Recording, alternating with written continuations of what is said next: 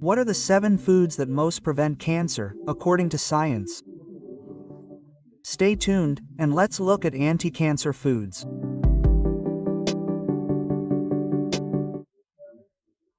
Nice to meet you. I'm Dr. Eduardo Coric, a clinical nutritionist, and my passion is educating you on the latest scientific medical literature so you can make informed choices regarding your health and disease prevention.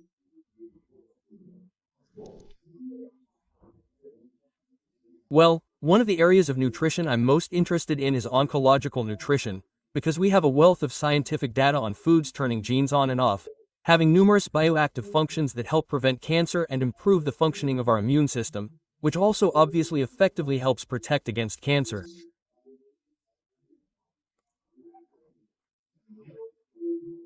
So, there's actually a lot of evidence in the scientific medical literature that there are anti-cancer foods.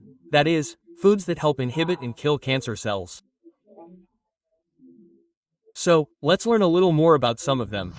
The first, and obviously very controversial, would be soy. What about soy as anti-cancer? We have to remember that we have to have a holistic view of nutrition, not a reductionist one. And this holistic view understands that numerous nutritional and lifestyle factors, not just nutrition, influence cancer prevention, tumorigenesis, the generation of new tumors, and anti-tumorigenesis, the chemopreventive effect. Much of this is due to the anti-cancer properties of soy, the famous isoflavones. These are bioactive phenolic compounds. What's bioactive? In other words, when they enter our body, they have biological functions, right? They help modulate many metabolic, hormonal, and immune system functions, helping our body function better.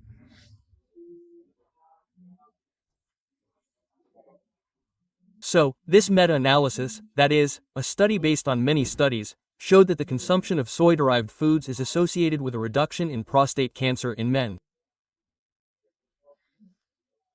But this protection is associated with the type and quantity of soy foods consumed. In other words, remembering that we want whole foods, right? The more we process, the more we lose. And nowadays, soy milk comes with a bunch of other things besides soy itself, right? This meta-analysis looked at 14 other studies and showed a reduction of up to 26% in prostate cancer in men who consumed high amounts of soy, compared to those who consumed low amounts.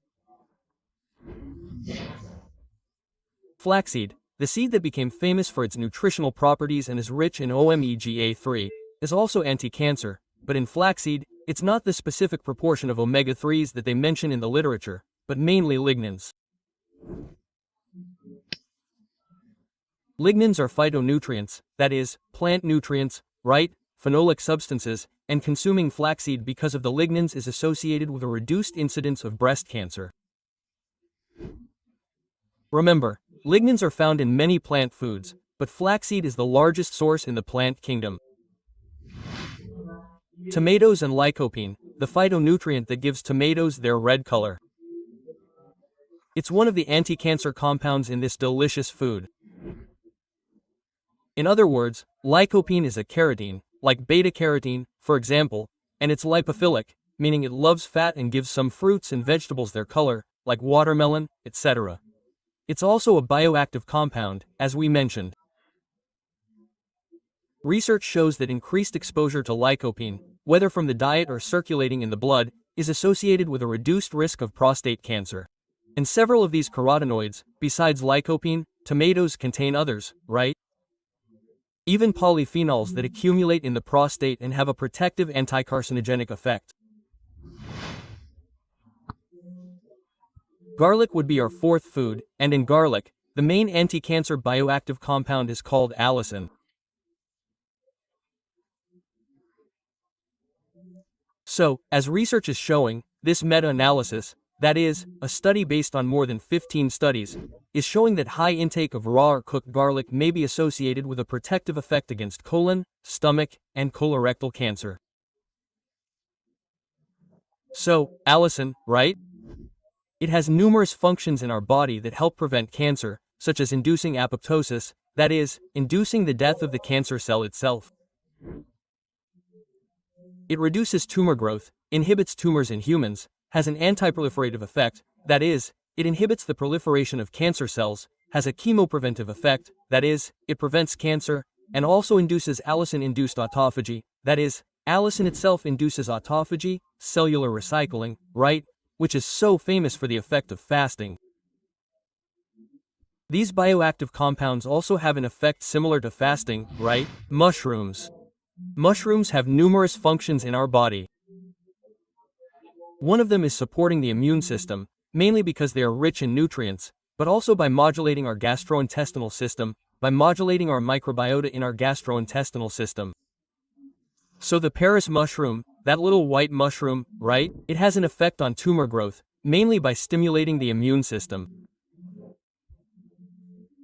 So, in this study, the consumption of Paris mushrooms was able to help reduce PSA, prostate-specific antigen, which is the main biomarker of prostate cancer.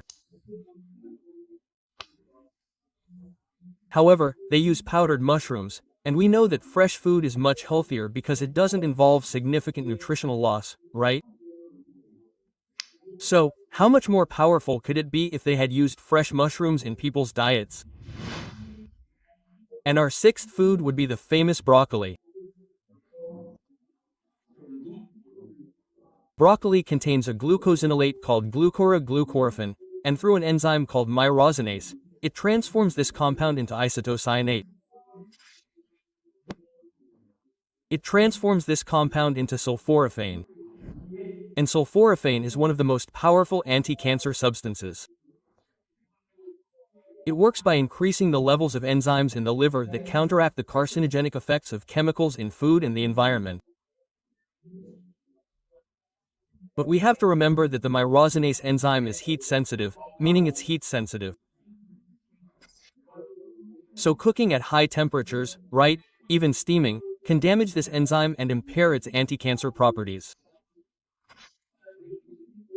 It also has another protein, a pideospecifier, right, which is also destroyed when exposed to high heat for 5 to 10 minutes, right?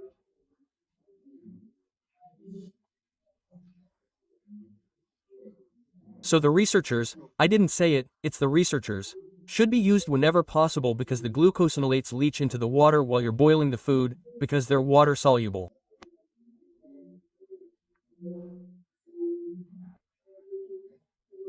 So, sulforaphane promotes apoptosis, as we mentioned, inhibits cell proliferation, inhibits the creation of new vessels, which we call angiogenesis, reduces inflammation, alters susceptibility to carcinogens, reduces invasion and metastasis, and exhibits antioxidant and anti-inflammatory properties. It even alters gene expression, that is, epigenetics itself. If a drug had as many anti-cancer properties as these foods, it would be patented for millions, billions of dollars. It would be all over the news, being sold to every cancer patient. But no, the food industry can't properly patent phytonutrients because they're sensitive. Once you remove them from the food, a lot of it is lost. They're even trying to supplement these anti-cancer substances from broccoli, but they're sensitive, right? That is, thermooxygen and photolabes, the scientific term. And finally, our seventh food isn't a food itself, but the synergistic effect of plants. This research shows that the combination of tomato and broccoli is more effective in stopping cancer than either one alone. And look what the research suggests. Then they'll say it's just me, right? Consuming diets containing 5 to 10 servings of fruit per day is the foundation of public health recommendations for cancer prevention. Those who consume 5 to 10 fruits and vegetables per day, that's up to 1 kilogram of fruit and vegetables per day. When these nutritional guidelines are followed, there is a significant reduction in cancer incidence and mortality. Because broccoli and tomatoes are more effective at slowing tumor growth than tomatoes or broccoli alone. This supports the recommendation to increase your intake of a variety of plant components. In other words, remember, think about this, food is medicine on a scientific level. We have a lot of scientific evidence that fresh plant food, straight from the garden with all those colors, is literally medicine. A much cheaper medicine, with no side effects, that not only inhibits cancer but also helps with diabetes, cardiovascular disease, genes, longevity, pleasure, and neurological diseases, depression, and anxiety. These foods have countless functions: fiber, vitamins, antioxidants, phytonutrients, but you disregard plant foods with their chemopreventive effect and wonder, throughout your life, whether it's worth eating more broccoli. Then, when you develop cancer, you'll cut out the tumor, undergo chemotherapy, radiation therapy, but worry about taking care of your health and eating a little more broccoli every single day throughout your life. He ate a little more tomatoes, a little more soy, a little more garlic, a little more fruit, a little more vegetables, and didn't wait to get sick. And then when he did get sick, he tried to find a pharmacological, technological, and surgical solution. But he didn't wait to develop a lifestyle. Then, when it develops, they say, "Man, but now it's too advanced. Now I need something extremely toxic and invasive to inhibit or reverse my disease." Quote, "It doesn't make sense to me." As Shelton would say, we can't poison people toward health. If something isn't healthy for a healthy person, it's even less healthy for the sick person. In other words, if you subject the healthy person to a drug that makes them sick and has side effects, how can you subject the sick person to a substance that makes the healthy person sick and expect the sick person to get healthy? It's completely counterintuitive how people disregard lifestyle when treating their pathologies. And then some even consider it, but they think the disease is too advanced.